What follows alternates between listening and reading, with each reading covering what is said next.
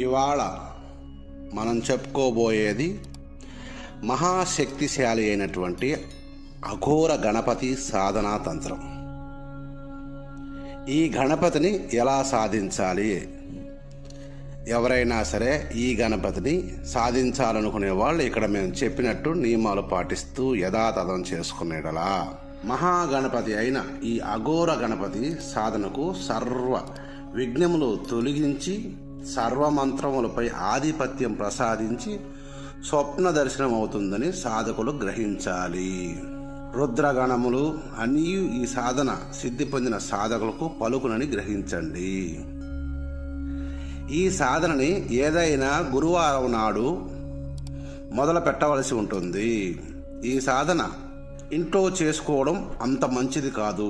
ఎందుకంటే గణపతి ఇక్కడ ఉగ్ర రూపంతో ఉంటాడు కనుక మహాశక్తిశాలిగా నిరంతరం మంత్రశక్తి ప్రభావితం చేస్తూ ఉంటాడు కనుక ఈ సాధనలు ఇంట్లో చేసుకోకపోవడమే మంచిది. ఈ సాధన ఏదైనా గురువారం నాడు సూర్యోదయంకు ముందే మొదలు పెట్టవలసి ఉంటుంది. అలా మొదలుపెట్టి 60 రోజుల పాటు రోజుకొక్కింటికి 5000 జపం చేస్తూ ప్రతిరోజు గణపతిని యథాశక్తి పూజించుకుంటూ బెల్లం ముక్క మాత్రమే నైవేద్యంగా పెట్టాలి. ఈ సాధనలో సాధకుడు ఈ సాధనా సమయంలో 2 పూటలు మాత్రమే భోంచెయ్యాలి. అది శాకాహారమై ఉంటుంది అని గమనించండి. ఒక్క పూట ఉపవాసం అనేది ఖచ్చితంగా పాటించాల్సిన వారి నియమము. సాధకుడు జపమాలగా పగడాల మాలనే వాడాల్సి ఉంటుంది. సాధకులారా గమనించుకోండి. ఆసనంగా దర్భచాపను వాడండి. సాధనా సమయంలో సాధకులు నీలిరంగు వస్త్రం మాత్రమే ధరించాలని గుర్తుపెట్టుకోండి. ఈ సాధనలో సాధకుడు అసత్యమాడరాదు, స్త్రీ సంభోగం చేయరాదు.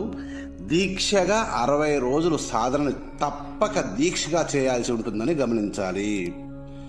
ఈ విషయాన్ని ఖచ్చితంగా మర్చిపోకండి. దీక్ష అంటే మీకు తెలిసే ఉంటుంది. చాలామందికి అయ్యప్ప దీక్ష, శివదీక్ష లాంటివి ఏ నియమాలు పాటిస్తారో ఈ గణపతి సాధన దీక్షలో కూడా అటువంటి నియమాలు పాటిస్తూ సాధకుడు ఈ మంత్రాన్ని జపించవలసి ఉంటుంది.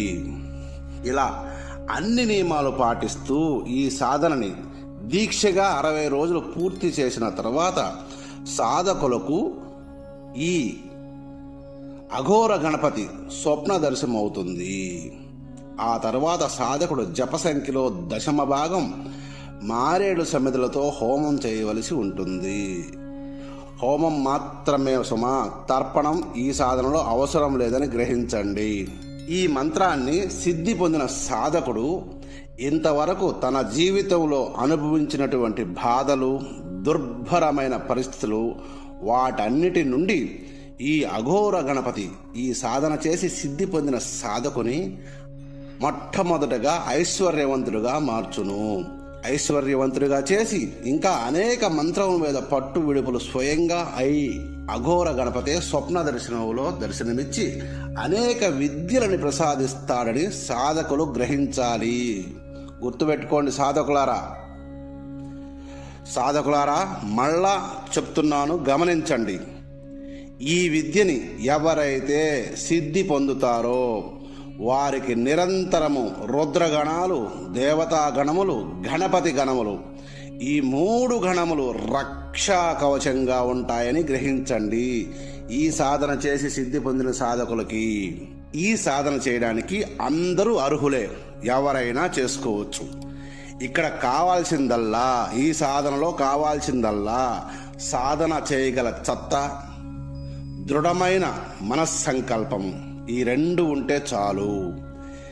60 రోజులు దీక్షభూని ఈ సాధన చెయ్యండి. ఈ సాధన ఇంట్లో చేయకూడదని గుర్తుపెట్టుకోండి. ఏదైనా శివాలయంలో ఈ సాధన చెయ్యాలి అని మళ్ళా చెప్తున్నాను. ఏదైనా శివాలయం పర్వాలేదు, ఊరికి దూరంగా ఉన్నా పర్వాలేదు, ఊరు పక్కనే ఉన్నా పర్లేదు, మీకు అనుకూలమైన శివాలయం అయితే చాలు. యథాశక్తి అక్కడుండే గణపతినా లేకపోతే మీరు ఒక గణపతి ఫోటో పెట్టుకొని ఈ సాధకని ఉపక్రమించండి. యథాశక్తి పూజించుకోండి. ఏ పువ్వులతో అయినా సరే మీరు ఏ పువ్వులతో అయినా గణపతిని పూజించవచ్చు. అలా గమనించుకొని ఈ సాధన చేసి సిద్ధిని పొందుతారని ఆశిస్తున్నాను. ఇక్కడ మేము మీకు మంత్రం చెబుతాము. ఇక్కడ చెప్పిన మంత్రాన్ని యథాతథంగా చేసుకోండి. ఇది సాధనా మంత్రం చెబుతున్నాను, వినండి. అత్యంత గొప్పది, అత్యంత శక్తి సమాన్వితమైనది, గుర్తుపెట్టుకోండి. హ్రీం గ్లం గ్లోం హ్లీం మహోగ్ర అఘోర గణపతే హ్రీం గ్లం హ్రీం సర్వమంత్రసిద్ధి మమ ఆధీనం కురు కురు గ్లీం రుద్రాయ హ్లీం స్వాహ అనే ఈ మంత్రాన్ని ఇక్కడ డిస్క్రిప్షన్లో కూడా పెడతాను, చూసుకొని సాధన చెయ్యండి. సాధన చేసి ఇక్కడ పైన మేము చెప్పిన నియమాలన్నీ యథాతథంగా పాటించవలసి ఉంటుంది. సాధకులారా గమనించుకోండి, ఇది అత్యంత రహస్యమైన అఘోర గాణపత విద్య, గుర్తుపెట్టుకోండి. ఎక్కడా మీకు దొరకదు. అర్థం చేసుకొని ఈ సాధనని ఎవరైనా చేయొచ్చు, ఎవరైనా చేయొచ్చు. స్త్రీ పురుషులు ఎవరైనా చేయొచ్చు. స్త్రీలు ఎందుకు సజెస్ట్ చేయరంటే, స్త్రీలు చేయొచ్చు, కాకపోతే వాళ్ళకి అంటుముట్టు దోషాలు ఉంటాయి కనుక, బహిష్టు దోషాలు ఉంటాయి కనుక వాళ్ళకి ఇప్పుడు 60 రోజులు సాధన చెప్పాము, మధ్యలో వాళ్ళకి ఆ భగవంతుడు పెట్టినటువంటి ఆ దోషం ఉంటుంది. అందువల్ల ఏమైందంటే వాళ్ళు ఎక్కువ సమయం చేయాల్సి వస్తుంది. కనుక స్త్రీలు కూడా చేసుకోవచ్చు, ఇబ్బంది ఏమీ లేదు. కాకపోతే ఎక్కువ టైం 120 రోజులు పట్టద్ది వీళ్ళకైతే. కనుక తల్లులు మీకు ఓపిక ఉంటే మీరు చేయండి అమ్మా. ఇలా ఇక్కడ మేము చెప్పినవన్నీ యథాతథంగా పాటిస్తూ చేస్తారని ఆశిస్తున్నాను, చేసి సిద్ధి పొందాలని ఆశిస్తున్నాను. గుర్తుపెట్టుకోండి, మంత్రం 60 రోజుల సాధన, రోజుకు 5,000 జపం. మీరు మా స్వప్న దర్శనం అయిన తర్వాత 30,000 సమిధలతో హోమం చేయాల్సి ఉంటుంది. గుర్తుపెట్టుకోండి, అఘోర గణపతి స్వప్న దర్శనం అయిన తర్వాత ఈ దశమ భాగం, ఇందులో ఈ జపం చేసిన దాంట్లో దశమ భాగం మారేడు సమిధలతో హోమం చేయవలసి ఉంటుందని గుర్తుపెట్టుకోండి. మళ్ళా వినండి, అర్థం కాకపోతే మళ్ళా వినండి, తప్పులేదు. మీరు పూర్తిగా విని మాత్రమే కామెంట్ పెట్టండి, అంతకంటే నేను చెప్పడం లేదు ఇక్కడ. సర్వే జనా సుఖినో భవంతు.